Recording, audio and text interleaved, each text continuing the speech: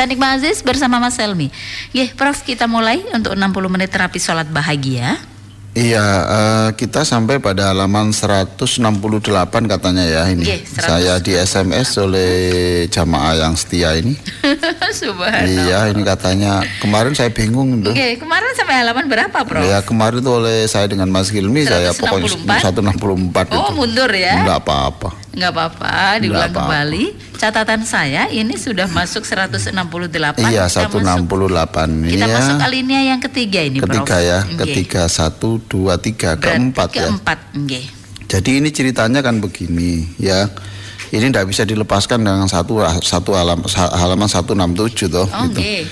Jadi Syakik bertanya kepada Hatim Al-Asom. Ya, ingat ya, Al-Asom itu tuli artinya, masih ingat toh? Masih. Syakik bertanya kepada Hatim Al-Asom, namanya itu Hatim Al-Asom itu tuli. Orang ini pura-pura tuli karena ingin menjaga perasaan orang, jangan sampai ada orang terluka atau dibuat malu karena dia. Hidup ini pendek loh ya, jangan, hidup ini pendek, tidak lama, maka gunakan, usahakan tidak sampai melukai hati orang. Hatim Al-Asom ini dia ditanyanya gini, Syakik ini, selama 30 tahun engkau belajar, apa sih yang kamu peroleh ilmu dari saya ini apa? Kamu kan sudah 30 tahun. Yo, 30 tahun belajar. 30 tahun belajar. Ini ada orang ikut PTSB 6 jam katanya sudah harus membuat perubahan-perubahan. Ini 30 tahun. 30 tahun. Maka PTSB itu hanya sebagai pemacu saja. Lalu dia Syakik bertanya, oh ini ya, yang Hatim ini menjawab toh.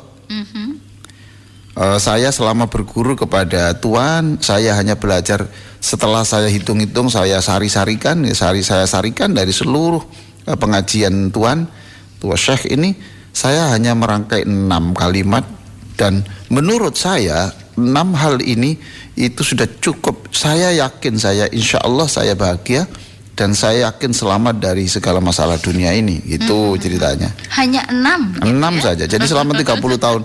Ini memang begitu. Jadi kalau kita ini kan, kita itu harus pandai membuat sari. Kalau ada orang ceramah 1 jam, itu kalau intinya apa gitu loh. Kita biasa membuat intinya apa gitu. Intinya apa. Ini saya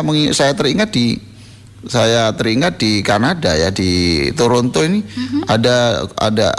ada dosen dari Universitas Toronto itu ketika pengajian dia tanya saya begini, Tuan, selama Anda di Amerika dan di Kanada ini, tolong sebutkan 2 hal yang paling Anda sukai dan 2 hal yang paling tidak Anda sukai.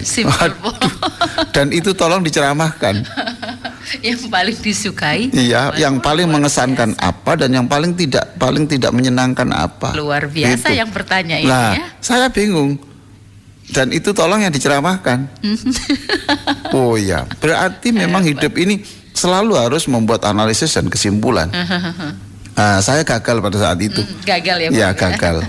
Iya, saya tidak cerdas kalau ini. Saya baru besok harinya kemudian saya cari-cari. Nah, ini kemudian 6 saja. Yang pertama katanya masih halaman 167 ya, dulur ya. 167 karena ini tidak bisa dilepaskan. 1, saya gini, Tuan ini selalu mengulang-ulang ini. Wa ma min dabbatin illa 'alallahi rizquha. Ini, tidak ada satupun binatang yang melata di bumi melainkan Allah sudah memberi jatah rezekinya. Itu aja yang saya ingat-ingat. Artinya kalau semut itu sudah diciptakan Allah, maka Allah tanggung jawab untuk bagaimana makannya semut. Ya. Itu semut. Kalau gajah diciptakan Allah, kemudian Allah bertanggung jawab untuk makannya gajah. Jadi Allah ini mengurus dari semut yang terkecil sampai gajah yang besar. Apalagi Anda yang sebesar itu ya. Lalu saya adalah bagian dari binatang melata mendapatkan rezeki itu. Maka berarti ini artinya saya camkan firman Allah itu, dan saya cukup tidak pernah sedih. Karena apa? Karena saya hidup ini sudah dijatah rezekinya oleh Allah. Begitu. Inilah yang saya katakan berkali-kali itu, saya ini lahir dunia ini bukan keinginan saya kok. Mbak Nikmah lahir ini bukan karena keinginan Mbak Nikmah kok. Jadi kan keinginannya Allah. Keinginannya Allah. Ya, keinginannya Allah.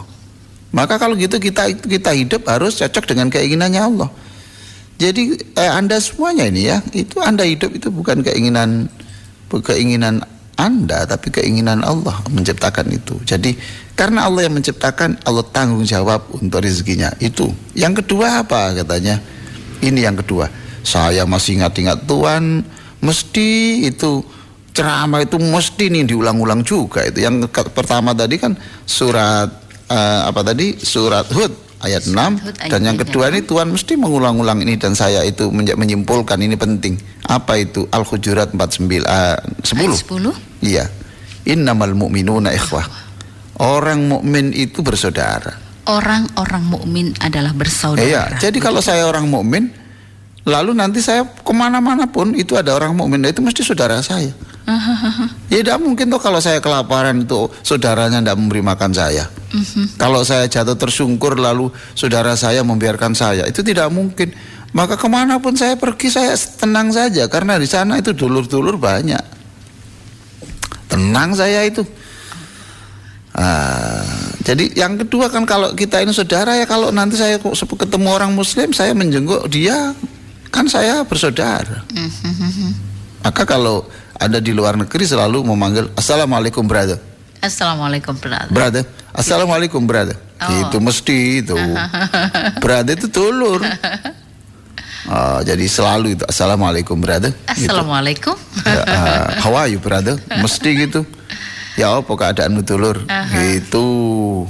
Dan itu sungguh-sungguh. Tidak boleh hanya lip service, tidak boleh hanya. Artinya salam itu salam semangat, iya, salam itu yang kedua. Gitu yang ketiga apa? Hatim, kamu itu berguru saya 30 tahun tuh apa? Yang pertama itu surat Hud tadi, yang kedua apa? Surat Al-Hujurat ayat yang ke-10. Yang ketiga ini, Tuhan, setiap orang mempunyai kekasih dan kekasihku adalah taat Allah. Kekasihku adalah taat Semua Allah. kekasih di dunia ini pasti berpisah suatu saat, sedangkan ketaatan pada Allah merupakan kekasih yang setia menemaniku di kubur sampai jembatan di surga nanti. Jadi kekasihku adalah taat kepada Allah. Iya, itu ya Prof ya. Jadi kalau saya kasih kepada orang pasti berpisah. Udahlah. Nanti akan saya khutbahkan di sana. Antara lain ketika orang sudah meninggal, ada suara di langit. Katanya kamu fanmu banyak. Katanya yang mencintai kamu banyak. Lah kok sekarang nggak ada yang ikut kamu? Iya toh? Iya. Katanya anakmu banyak, terus baik sama kamu. Kok sekarang kamu dibiarkan meninggal sendirian? Tapi kalau itu kekasihnya itu adalah Allah, maka Allah itu tetap menemani, tidak akan berpisah selamanya. Tuh. Nah nih baru-barulah kita menginjak yang keempat ini Pak ya. Yang keempat sekarang? Iya. Yang keempat, ilmu yang saya peroleh selama 30 tahun saya berguru kepada Tuan Syakik ini. Setiap orang memiliki musuh, dan musuhku adalah setan dan orang kafir. Menghadapi orang kafir lebih menyenangkan, sebab jika saya terbunuh saya mati syahid. Dan jika saya membunuhnya saya mendapatkan pahala. Ini maksudnya dalam perang ya. Dalam perang. Melawan setan lebih berat. Ia melihatku tapi aku tidak melihatnya. Lebih berat. Saya waspada menghadapinya sepanjang hidupku, dan aku tinggalkan semua musuh yang lain. Nah ini artinya semua orang menganggap musuh adalah musuh. Orang punya musuh, dan musuhku adalah setan dalam kehidupan ini dan orang kafir dalam peperangan. Sebab kalau orang kafir itu tidak boleh jadikan musuh ya gitu. Ini maksudnya dalam di tengah-tengah peperangan. Kalau tidak ada peperangan kan tidak boleh. Ya itu. Jadi saya menjadikan itu musuh. Ya musuh satu-satunya itu, tidak ada musuh ini. Musuh sesama muslim memusuhi orang, tidak ada. Prof, ya. Hatim Al-Asom saja berkata melawan setan lebih berat. Ia melihatku tapi aku tidak melihatnya. Bagaimana dengan seperti kami begini nih Prof ya? Iya sama. Jadi setan fokus kepada Anda, sedangkan Anda tidak fokus kepadanya. Kekalahan ya, ada di kan sini. Itu setiap PTSP mesti saya ceritakan tuh itu. Jadi tidak ada orang bisa mengalahkan setan, itu tidak ada. Sendirian tidak ada.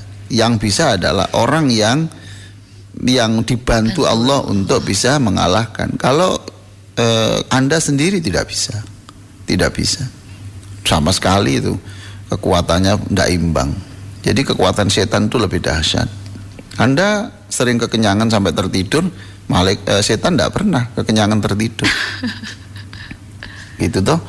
Anda bersenang-senang terus itu sampai lupa tentang setan, lah setan tetap ingat Anda.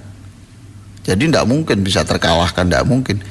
Anda hanya bisa fa'idhuni, maka kamu tidak bisa mengalahkan setan, maka mintalah tolong kepadaku, kata Allah, dan kamu baru bisa mengalahkannya. Nah ini yang keempat ini. Jadi setan itu luar biasa. Saya ingin bercerita sedikit ya Mbak ya. Tentang apa ini? Ini yang ada kaitannya dengan setan ini. Yang ada kaitannya dengan setan. Okay. Saya beberapa hari yang lalu dibelikan oleh istri saya buku, ya, dibelikan istri saya sebuah buku dan di situ ada kisah yang sangat menarik itu Mbak, kisah yang sangat menarik. Jadi dia ini namanya Abu Bakar, namanya Abu Bakar. Saya lupa judulnya, dibelikan istri saya itu, saya tidur kemudian dibelikan buku diletakkan di sebelah bantal saya itu. Itu ada judulnya nggak saya 88 kisah menarik. Yeah. Di situ ada namanya Abu Bakar. Abu Bakar ini orangnya ganteng, Mbak. Oh ya? Ganteng. Yeah. Ganteng sekali. Senang. Itu semua orang ya. Jangankan yang janda, yang perawan pun senang kok. Tuh. Senang sekali, Mbak. Yeah. Senang. Suatu saat karena ada wanita tergila-gila. Tergila-gila. Itu orang ya kaya, ya ini pokoknya. Akhirnya katakan gini lah, itu pura-pura tolong saya diajari di rumah saya gitu. Setelah masuk di rumah itu, ternyata dikunci semuanya, kayak kisah Nabi Yusuf lah. Pintu itu semua dikunci. Dikunci semuanya. Pokoknya harus tidur sama dia. Harus tidur sama dia. Subhanallah, ini Abu Bakar ini kok hebat sekali yo. Saya tidak bisa seperti ini ya. Subhanallah, luar biasa.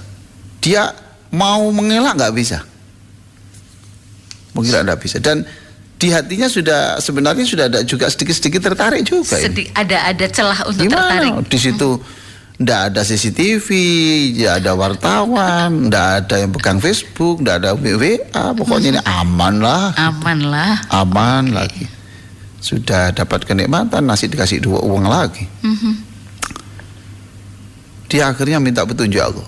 Apa yang harus saya lakukan supaya selamat ini? Akhirnya dia saat itu seluruh pembantunya suruh jaga pintu semuanya. Dia akhirnya masuk ke WC, Mbak. Oh, masuk ke WC. Iya, dia minta izin ke toilet sebentar. Abu Bakar ini iya, izin ya? masuk ke WC. Lalu dia BAB, Mbak. BAB. Nah pada saat BAB itu kotorannya itu tidak dibuang, Mbak. Itu diusapkan di mukanya. Ini petunjuk ya, Prof? Iya, diusapkan di mukanya dan seluruh tubuhnya. Diusapkan di mukanya dan seluruh tubuhnya. Lalu mendekat pada wanita yang katanya itu tadi. Akhirnya disuruh diusir, suruh keluar. Corok ini itu. Rumah sebagus ini kok diisi orang-orang seperti ini. Akhirnya suruh keluar. Abu Bakar akhirnya diusir ya? Iya. Siapa yang menarik, Mbak, untuk merangkul orang yang penuh kotoran begitu? Nah, sejak itu kemudian dia malam harinya dia bermimpi, kamu hebat, kamu luar biasa, dan sebagai ganti kotoran yang berbau tidak nyaman di tubuhmu yang kamu usapkan demi supaya Anda bebas dari dosa, kamu nanti sepanjang hidupmu kamu akan tercium harum dimanapun tanpa parfum. Subhanallah. Nah, tercium harum, makanya sampai terkenal. Kalau tadi kan Khatim Al-Asom. Iya, Khatim Al-Asom. Maaf. Yang pertama tadi adalah kisah Hatim Al-Asom. Iya. Ini adalah kisahnya Abu Bakar. Iya lah. Kalau tadi kan julukannya kan Al-Asom, yang tuli toh. Yang ini Al-Miski. Al-Miski itu serba wangi. Al-Miski serba wangi, pada baluri kotoran ya. Iya itu. Iya itu, sejak itu kemudian memang ada orang jamaah selalu berkata itu, kamu itu pakai parfum apa kok enak gitu. Jadi selalu wangi. Selalu ya, wangi Prof, sepanjang ya? hidup. Meskipun tidak berparfum tapi tak tetap parfum. harum ya, subhanallah. Lah kalau sekarang orang wangi kan gampang, tinggal ke toko parfum. Iya. Beda lagi urusannya. Itu enggak, ini tanpa parfum, tapi orang selalu di mana-mana selalu mengatakan dia harum. Kemuliaan tersendiri. Dia harum dia itu. Sampai terkenal Abu Bakar Al-Miski. Abu Bakar Al-Miski. Miski itu misik itu. Misik wangi ya. Minyak wangi itu. Wangi. Jadi akhirnya dia terkenal Al-Miski. Mengapa? Karena dia pernah membaluri tubuhnya, ya. Untuk menyelamatkan dirinya. Jadi ke WC ya? Kemudian kotorannya itu diunyet-unyet. Corok sekali. Ya Allah. Karena dia mau melawan tidak bisa. Tidak ada dijaga gitu. Ya Allah. Akhirnya dia selamat dari perzinaan yang itu dikutuk oleh Allah. Prof, di dunia saja Abu Bakar Al-Miski mendapatkan seperti ini, apalagi di akhirat ya, Wah, Prof ya. Itu sudah tidak bisa terbayang. Ini saja jadi teringat ya, Prof ya. Salah satu orang yang ahli surga ini. Kalau kita ini laki-laki. Kalau kita ini Mbak ya, tanpa dibaluri kotoran, ini baunya ya sudah kotoran itu. Sudah berbau kotoran ya. Ya kenapa ya? Karena ya kita wajah kita seperti ini, kita masih pelit ya, kita masih sering berbicara soal aib orang lain. Ya sholat kita ya sholat masih begitu-begitu aja, zikir kita ya kurang ya. Kita dalam bertetangga dengan orang muslim dan non muslim itu masih dibeda-bedakan ya. Memilih teman kadang-kadang dipilih-pilih, mana ini dan sebagainya. Ya Allah. Rasanya. Jadi ya kita ini tanpa dibaluri kotoran sendiri itu ya sudah baunya sudah tidak enak. Ya Allah, Prof boleh nggak saya bertanya? Boleh. Abu Bakar Al-Miski kok bisa seperti ini nih, gimana nih Prof? Iya, ya saya yakin tidak serta merta Mbak. Saya yakin sudah latihannya sangat panjang. Jangan dijawab ya karena ikut PTSB. Saya sudah ikut PTSB 17 kali katanya begitu ya. Iya. Silmi, ya, alhamdulillah. Tapi ini pun belum menjadi. Ya Allah, semuanya berproses, Prof ya. Iya itu. Kok bisa seperti itu? Ya saya yakin dia ditolong Allah. Dan mengapa dia ditolong Allah? Karena memang selalu dekat dengan Allah. Ya jadi tidak ada orang jadi baik kalau dia mengandalkan dirinya sendiri, mengandalkan ilmunya, mengandalkan ininya tidak bisa. Ya hanya bisa jadi baik kalau ditolong oleh Allah, begitu ya. Senang sekali melihat Mas Hilmi kelihatan lebih segar. Ya, Alhamdulillah. Khutbah Jumat di mana Mas Hilmi? Di Al-Akbar nanti. Prof, bagi yang menstruasi untuk para wanita boleh nggak? Nanti berarti harus di halaman saja? Di Al-Akbar. Iya. Iya, saya kira mendengarkan di luar kan bisa. Di luar ya. Sambil makan soto. Cocok. Di radio itu kan bisa toh Mbak? Iya. Itu bisa. Dan suaranya pengarah suara Al-Akbar luar biasa. Ya. Jangan lupa nanti dialog bisu. Dialog bisu. Yang tidak bisa masuk masjid bisa di parkiran masjid sambil menikmati di situ ya. Dialog bisu. Siap dilelang loh ya. Iya, kalau nanti nggak ada yang mau beli ya saya bawa pulang sendiri. Toh enggak basi. Tidak basi. Ya ini melanjutkan dululah kebiasaan yang dulu saya di Al-Akbar pertama kali itu di teks itu dibeli 25 juta. 25 juta. Waktu Lalu itu kisah Umar ya? Saya lupa tadi. Kemudian yang di Al-Falah itu 30. Nah, sekarang meningkat lah. 100 juta 100. Ya. Dia nggak ada yang ngambil ya enggak apa-apa. Enggak basi ya enggak apa. Tapi dari lelang-lelang itu tidak ada uang itu yang berpindah tangan ya ke Prof Ali nggak ada. Enggak ada. Jadi itu sudah otomatis dia. Saya suruh milih kok panti mana silakan. Manapun. Itu pantinya sendiri juga boleh. Prof kan sendiri punya panti yang masih belum punya tempat itu. Iya, supaya tidak subjektif ya. Tidak subjektif. Ya, itu ya silakan. Panti kan pantinya sendiri juga ada apa-apa tuh. Pantinya Bude juga ada apa-apa. Yang penting siapapun menolong orang tidak boleh karena pantinya A, pantinya B, tidak boleh karena agamanya A, agamanya B. Ini golongan A, kalau tidak boleh. Orang itu tidak makan, itu orang agama saja yang sakit. Orang itu orang ditinggal bapaknya itu siapapun ya sekalipun kaya ya tetap menderita. Ya. Orang tidak punya mata ya cacat itu ya siapapun orangnya ya sedih juga. Ya maka tidak boleh kita melihat-lihat siapapun. Ya sudah, itu universal kalau kemanusiaan. Ya. Oke, Prof, Ya, hari ini kita- masih di poin 4 atau mau dilanjut? Oh, saya kira kita ingin mendengarkan suaranya orang-orang mulia hari ini. Sudah kangen ya Prof ya? Ya, ada pertanyaan Pak sih dari Oh ya, baik, kita bergabung dulu dulur Al Victor di 93 terputus. Baik, silakan bisa bergabung kembali. Prof, ini ada pertanyaan mulai kemarin ya. Ya, silakan. Pertanyaan ini agak panjang dari dulur El Victor, pendengar El Victor. Beliau ini dari Kamal Bangkalan. Ya. Dari hamba Allah dari Kamal Bangkalan, benar-benar memang seperti tertulis di buku 60 menit terapi sholat bahagia yang kurang lebih hati-hati ria. Dalam praktek memang gerakan menjadi lambat saat jamaah di masjid yang umumnya gerakannya cepat. Sehingga terlihat paling menonjol muncul semacam bisikan seperti memuji kurang lebih. Allahumma sholli ala Sholatmu Muhammad. memang paling baik. Saya sadar ini bisikan setan. Ya, saya lawan dengan cuek dan kadang seperti ucapan dalam hati, ini sholatku, urusanku dengan Allah. Dan kadang muncul pikiran, biar saja siapa tahu orang akan meniru bahwa sholat seharusnya tumak nina. Apalagi saat sholat sunnah, di mana kita sendirian dan posisi di soft terdepan, bisikan dan perlawanan di atas tambah kuat. Apalagi saya pun sempat jadi imam, terutama sujud akhir saya agak lama. Dalam pikiran saya bermaksud memberi contoh. Demikian Prof. Ya, Bagaimana? Allah yang paling tahu niat orang. Ya gitu aja lah. Gitu. Allah yang paling tahu niatnya orang. Sudah gitu aja. Jawabannya itu ya. Iya, gitu. Kembali kepada masing-masing Iya, berarti ya.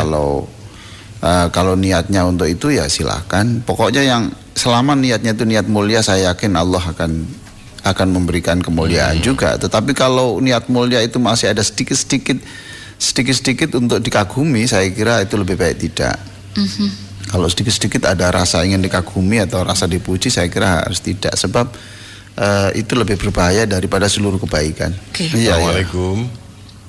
Assalamualaikum, Salam warahmatullahi wabarakatuh. Dengan siapa Pak? saya Yudi, Bu. Pak Yudi, nggih, silakan Pak Yudi.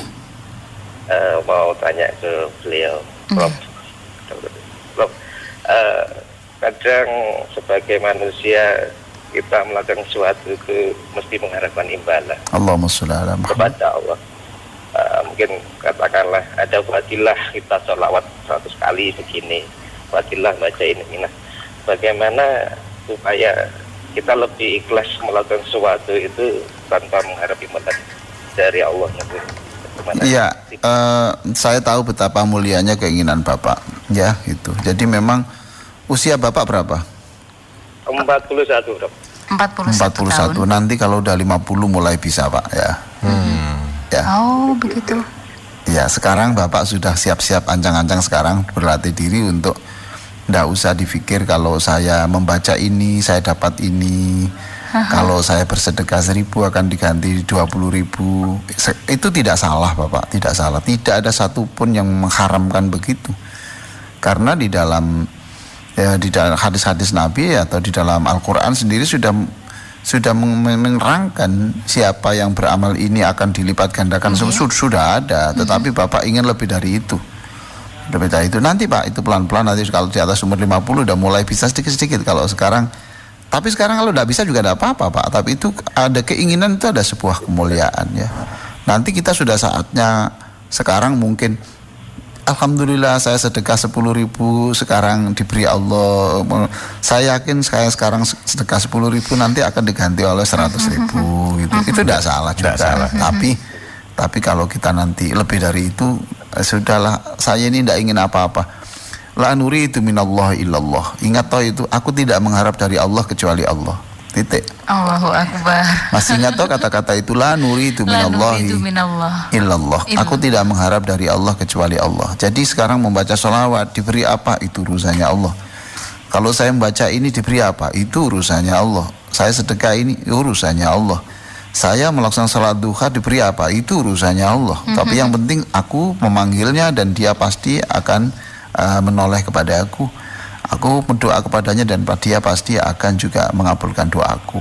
Itu aja cukup. Kita yakin bahwa Allah itu menyayangi kita kok. Tanpa kita minta pun Allah memberi kepada kita. Prof, harus dengan tahapan usia ya? Oh ya itu sejauh yang saya tahu berkali-kali seperti begitu. itu ya? Oh, subhanallah. Pak Tapi- Yudi. Satu lagi, Bro. Satu saja Pak. Pak, Pak Yudi gantian sama yang lain ya, mohon maaf ya. Oke, nje, ngapunten. Waalaikumsalam. Ada Ada Pak istilah Yudi khauf dan ju. Khauf. dan Ju. Kenapa Pak? Ya, Takut. berharap tadi. Khauf dan roja. Roja. Roja, Khauf dan pengharapan. roja. Memadukan keduanya gimana, Prof? Khauf itu rasa takut pada siksa Allah. Roja itu mengharap rahmat Allah, bukan? Bukan mengharap yang saya sholat mau harapannya Jadi kita ini kan gini toh ya, kita ini pikiran kita itu selalu dipenuhi rezeki aja. Maka doa yang paling laris itu di mana-mana doa tambah rezeki, doa bayar hutang. Coba sekarang. Ini yang sering saya katakan. Cobalah, Anda seringkali menangis berdoa hanya karena persoalan-persoalan yang kebutuhan duniawi dan jarang sekali menangis karena kebutuhan ukhrawi kita. Jarang orang itu menyatakan subhanallah sampai menangis, itu jarang. Tapi kalau menyatakan saya sakit dan minta sembuh itu menangis banyak. Ya tuh gitu. Selama diberi ini pokoknya itulah ya. Nah, silakan yang lain ada. Ini dari Pak Adi di Pacet Mojokerto. Iya Pak Pak Adi Adi, di silakan Pacet. Pak Adi. Beliau ini seorang mu'alaf loh. Oh, Iya, Saya mu'alaf, tolong pencerahannya dari Profesor Ali. iya, nggih, Prof, saudara baru kita. iya. Apanya yang dicerahkan? Ya sudah, nanti kalau Bapak mau ke Mas Haris itu nanti akan diberi buku. Gimana pencerahannya? Pencerahannya adalah kalau Anda mu'alaf, Anda adalah lebih mulia dari seluruh pendengar ini. Karena apa? Karena orang yang baru masuk Islam itu dosanya sebesar apapun sebelum masuk Islam itu dianggap nol oleh Allah. Itu enak toh, jadi berarti lebih suci dari yang lain itu. Jadi itu gunakan sebagai modal, lalu sekarang belajar lah begitu. Baik. Silakan ada lagi. Profesor, Assalamualaikum. Waalaikumsalam. Amalan apakah untuk suami saya yang belum giat sholat berjamaah dan nggih. sholat sunnah, terima kasih. Tidak ada namanya. Kemudian yang tadi yang Itu apa maksudnya itu? ya, Suaminya belum bisa berjamaah dan acek juga sholat berjamaah. dan Iya. qobliyah badiahnya sunahnya Amalan belum. apa kira-kira untuk mendorong? Enggak ada amalan, setiap mau nyuruh dipijeti dulu. Betul. Caranya di sini Iya, ya, Prof, saya kira ya. begitu. Iya. Ya, Atau diberikan buku terus kemudian ditaruh di bantalnya gitu ya. susah juga menjawab. Tidur. Kan tadi cerita Abu Bakar tadi. Iya, ya.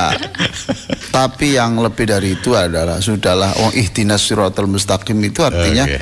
berikan pencerahan ya Allah, petunjuk kepada seluruh kami itu ya istri saya, ya suami saya. Jadi ketika membaca ihdinas siratal mustaqim, niatilah untuk seluruh isi rumah Anda. Gitu ya, silakan. Nggih, bergabung dulu di 8419393. Assalamualaikum. Waalaikumsalam Mas Elmi sama Mbak Nikma. Dengan Bapak siapa? Mohon maaf. Saya dengan Bapak Asmadi. Silakan, nggih, Pak Asmadi. Assalamualaikum Prof. Waalaikumsalam Pak Asmadi. Saya itu kan, mohon maaf ya Prof, saya sering tahajud, sering duha, sering hajat. Ingin saya tuh ke Mekah dan Madinah. Baca apa itu Prof, yang Nggih. cepat ke sana itu? Bapak jangan memaksa-maksakan begitulah Pak. Oh gitu. Iya, Bapak itu kewajibannya berdoa saja Pak. Gitu ya Prof, alhamdulillah. Nanti kalau Bapak mati kemudian tidak sampai haji, tidak umroh, ya Bapak bilang sama Allah, kok enggak umroh kamu?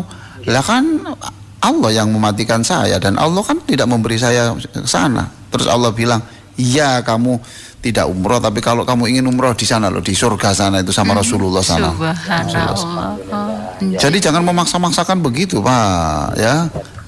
Jadi ya Allah saya ingin ke sana. Soal saya bisa ke sana tidak itu bukan urusan saya. Yang penting saya sekarang menabung.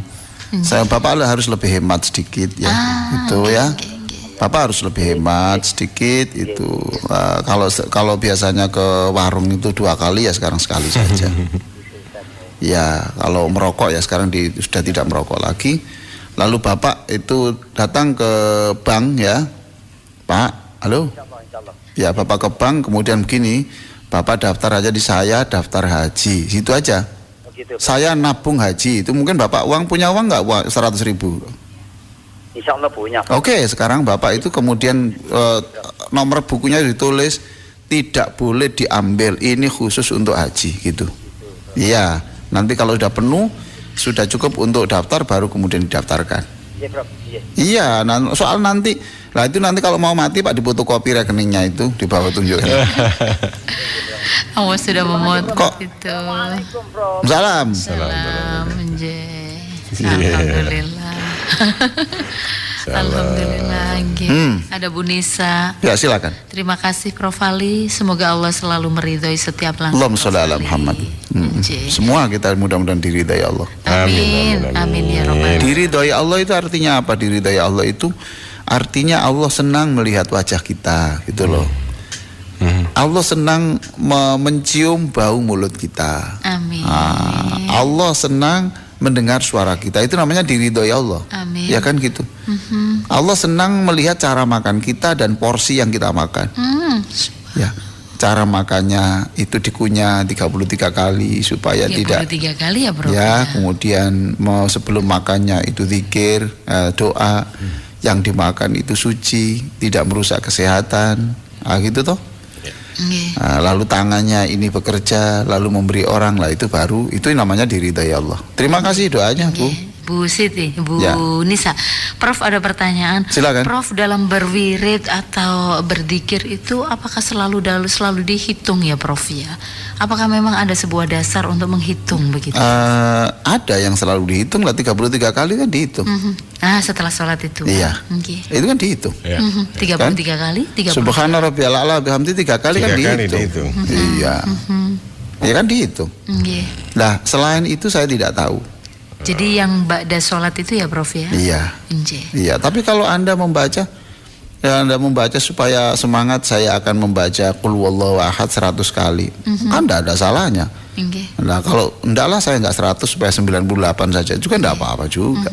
Rasulullah beristighfar 100 kali. Iya, itu kiasan saja, Mas. Oh, begitu. Kiasan. Tapi yang pasti subhanallah itu Iya, 33 kalau kali. hitungan saya Rasulullah tidak mungkin hanya 70 kali. Pasti lebih. Betul, Oke. lebih. Lah sholatnya saja berapa kali? Lah sholatnya kan istighfar.